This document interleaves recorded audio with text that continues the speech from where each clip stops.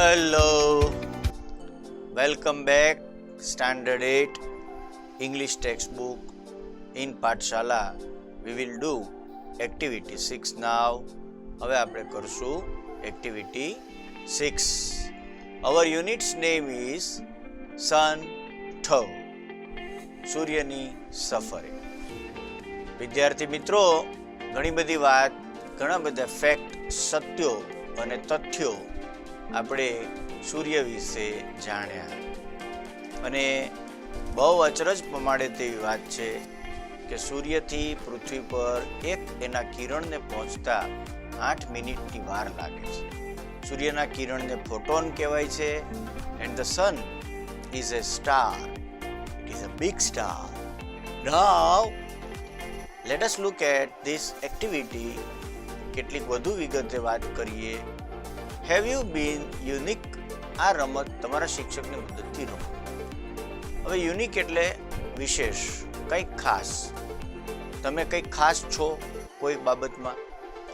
દાખલા તરીકે તમે મહારાષ્ટ્રની મુલાકાત લીધેલી છે તો તમે ખાસ છો.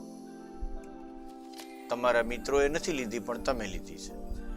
માનો કે તમે કેદારનાથ ગયા છો તો તમે કેદારનાથ ગયા છો પણ અન્ય કોઈ નથી ગયું તો તમે ખાસ છો.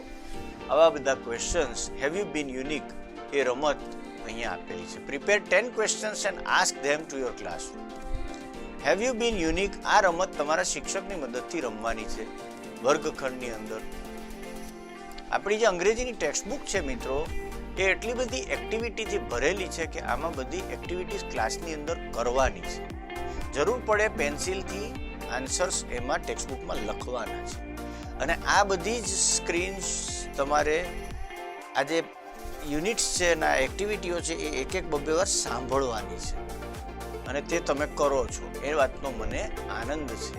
ઘણા વખતથી હું તમને ભણાવું છું અને તમે મારી સૂચનાનું પાલન કરો છો, એ માટે તમારો આભાર અને મને ખૂબ ગમે છે.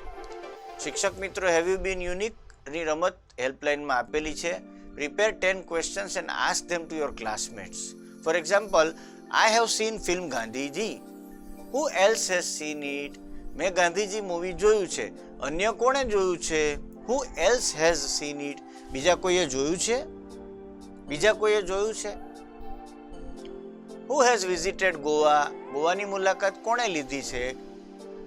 Who has visited a zoo? ઝૂની મુલાકાત કોણે લીધી છે? Who has gone to Kankaria lake? Kankaria lake કોણ ગયું છે? Who has seen Kutch? Kutch કોણે જોયું છે? Who has visited Gandhinagar? Gandhinagar કોણ ગયું છે? Who has visited Jaipur, Rajasthan? Who has seen movie નાયક? આવા કેટલાય ક્વેશ્ચન તમે બનાવી શકો છો. Who has gone, who has seen, who has done, who has finished. તો એવા યુનિક જવાબો પણ એના આવશે. વિચારજો.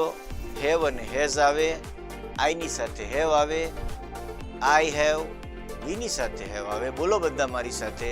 આઈ have, we have, you have, he has, she has, it has અને દે હેવ.